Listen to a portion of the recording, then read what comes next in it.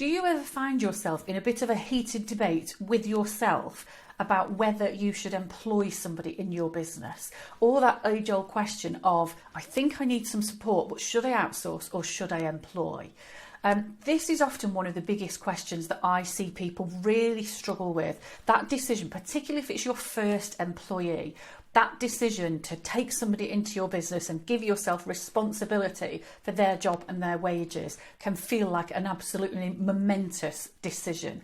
And I know that the classic question for the vast majority of people at that point is, what if I can't afford their salary? How can I guarantee that I can afford to keep paying them if I take them on? So I want to talk to you today about how to know when is the right time to hire your first employee. Now, in terms of that question about should I hire or should I outsource, I would say that outsourcing initially is an absolutely brilliant way to get started on this path, because very often you don't need a full-time employee or even a part-time employee. You just need a few hours of support here and there. So outsourcing is absolutely brilliant for that. Outsourcing is also fantastic for helping you get clear on your processes, get clarity about the specific jobs that you would ask somebody to do for you, and also understand the deliverables and the how you would evaluate the success of somebody in that role. So I would definitely encourage you to outsource initially to help you get that real clarity on who to recruit and exactly what to ask them to do.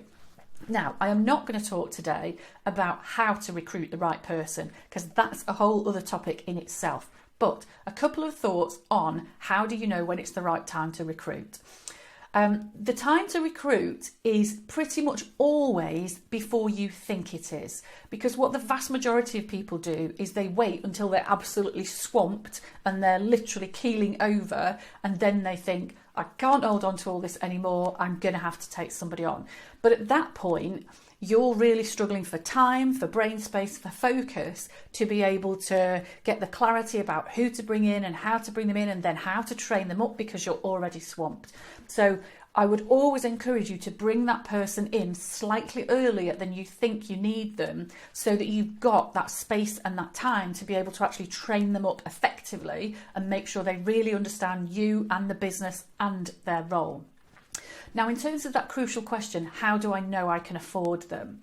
What I have seen constantly over the years is these people will pay for themselves. Now, I know that sounds really facetious and oversimplified, but there are two ways that people tend to pay for themselves.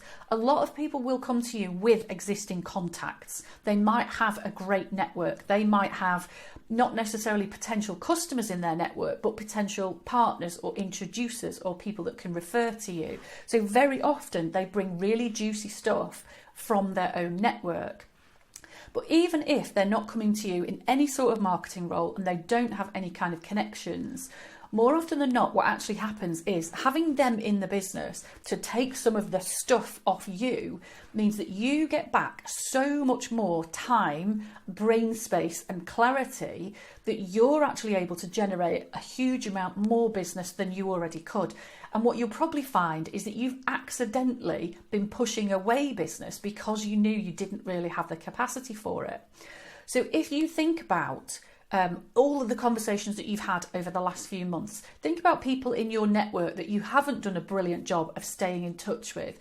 Think about prospects where you probably should have got back in touch with them at some point.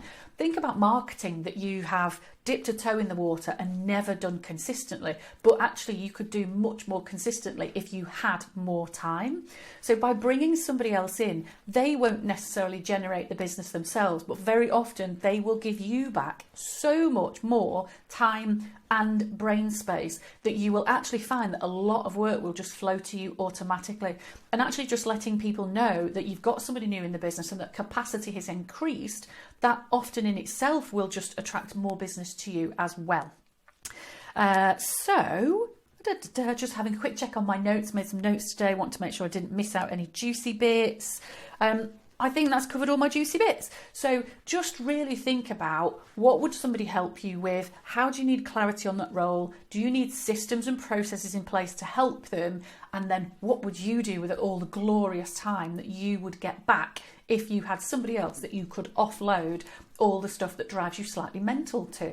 So I hope that's given you a bit of food for thought today. If this is something which is driving you slightly nuts at the moment and you feel you need a bit more clarity on this, if you would like to brainstorm this with somebody, then my 1 hour strategy session is probably absolutely perfect for you. We spend an hour just brainstorming all the elements of the biggest challenge you're facing and then getting you to a point where you've got absolutely clarity on how you're going to move things forward. So just drop me a message, send me a DM, email me, whatever you like to do, and we can sort that out. Thank you, folks.